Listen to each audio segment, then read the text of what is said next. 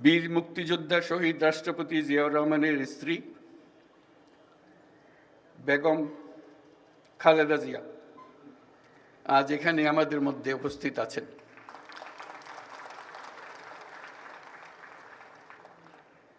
এক যুগ ধরে তিনি এই মহাসম্মেলনীতে অংশগ্রহণ করার সুযোগ পান নাই।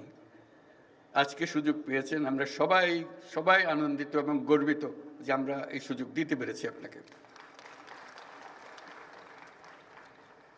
শারীরিক অসুস্থতা সত্ত্বেও এই বিশেষ দিবসে সবার সঙ্গে শরীক হওয়ার জন্য আপনাকে আবারও ধন্যবাদ।